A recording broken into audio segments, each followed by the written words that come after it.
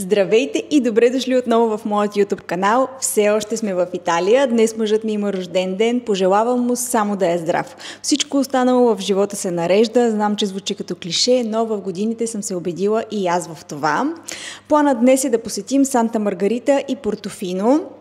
В този ред да се разходим първо в Санта Маргарита и след това в Портофино и да обядваме някъде в Портофино. Ще пътуваме отново с влак. Сега тръгваме към гарата да си купим билети, защото вчера след Чинко Тере бяхме толкова изморени, че изобщо не ни се спираше даже на Трениталия, за да проверим по кое време са влаковете и какви са цените на билетите. Но сега ще го направим и се отправяме натам. Хайде и вие с мен.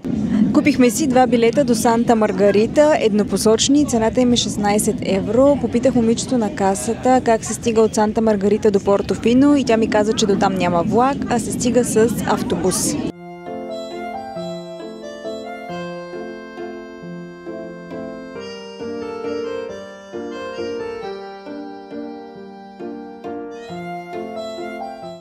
Вече сме в Санта Маргарита, много е красиво. Градчето преди Санта Маргарита се казва Рапало и той изглеждаше много добре. Аз сега си спомних, че някъде съм чела, че Берлускони има вила там, което означава, че най-вероятно наистина е хубаво.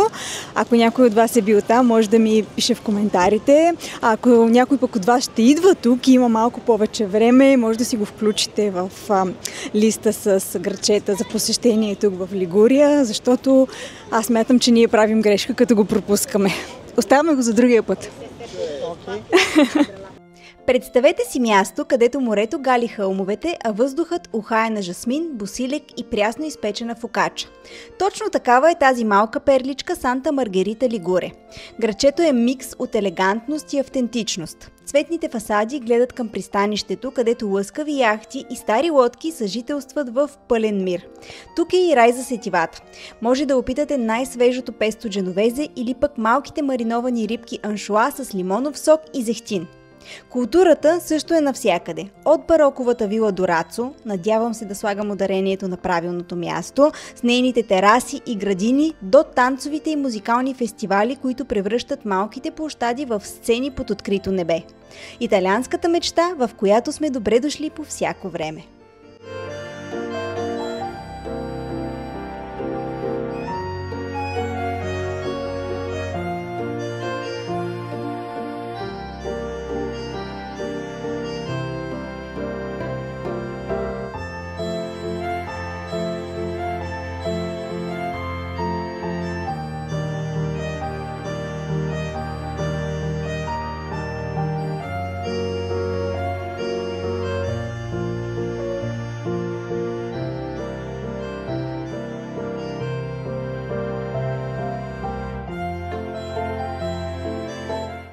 Тръгваме към Портофино, но да ви покажа откъде си купихме билетите, защото е малко сложно, или поне за нас беше сложно. В гарата не продават билети за автобусите към Портофино. Това тук е изхода на гарата. Когато излезете от нея, тръгвате надясно и ето там, където пише бар, там се продават билетите. Ние си купихме направо и за отиване, и за връщане по един билет. 5 евро е цената на еднопосочния билет. Вече сме в Портофино. Ако не броим задръстването, пътя е около 20 на минути, но имаше сега голямо задръстване и някъде около 30-35 минутки. Сега сме само април, лятото най-вероятно задръстването ще е още по-голямо, така че ако планувате пътуване през летните месеци, планувайте си и задръстването. Портофино е мястото, което убедена съм, ако нямаше толкова много туристи, времето щеше да забрави да тече. Малкият залив блести сгушен между тюркоазени води и хълмове с маслинови дръвчета и всяка уличка те кара да се загубиш или пък да се намериш. Портофино не можеш да го преразкажеш достатъчно описателно. Трябва да го видиш и най-вече да го усетиш. Тук художници са намирали цветове, които не съществуват в палитрите, а поети думи, които ги няма в речниците.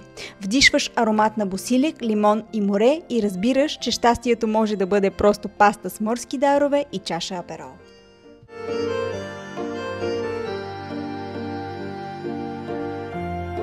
Мен по Портофино ме запали Тамара. Всички, които се интересувате от мода, най-вероятно знаете коя е тя. Много я харесвам. Един от любимите ми инфлуенсъри е и тя доста често е в Портофино. Даже мисля, че годеникът ти тук и предложи брак и са ми се запечатали в главата онези красиви гледки на малкото заливче на Портофино и ето, че сега и аз ги видях.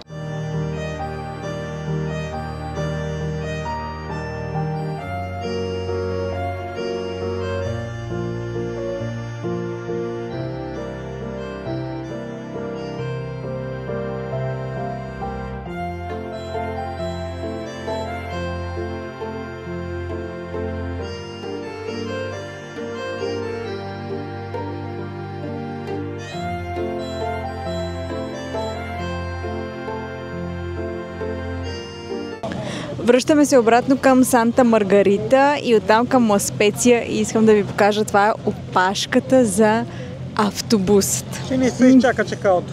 Да, няма място, на което да няма опашка, без значение дали е за автобус или за ресторант. Добро утро вече на следващия ден. Тъкмо стегнахме багажа и тръгваме към Пиза. Имаме една нощувка в Пиза. То даже не е цяла нощувка, а са няколко часа, защото утре сутринта много рано ни е полета. От Пиза няма да ви снимам, но преди да завърша това видео ми се иска да ви кажа няколко неща за вчерашния ден. Ако имате много малко време на Лигурийския бряг и се чудите какво да посетите, аз лично бих избрала Санта Маргарита и Портофино. И двете градчета са прекрасни, но в Портофино си оставих сърцето.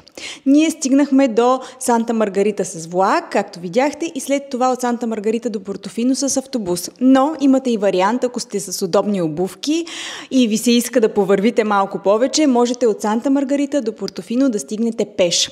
Пътя е панорамен, минава около красиви плажове, ще се насладите на страхотни гледки. Ние също им се насладихме, но от автобусът. В Портофино имайте предвид, че има наистина много туристи. Една идея може би по-малко към този момент от Чинкое Тере.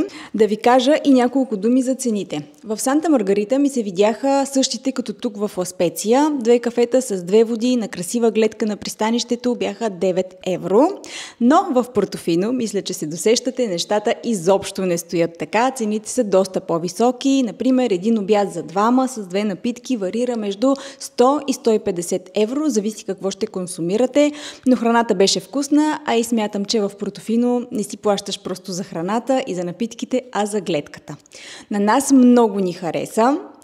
Друго не се сещам какво мога да ви кажа. Ако съм пропуснала нещо, пишете ми в коментарите и с удоволствие ще ви отговоря. Надявам се това видео да ви е било интересно и полезно. Ако е било така, харесайте го, абонирайте се за канала ми и до скоро!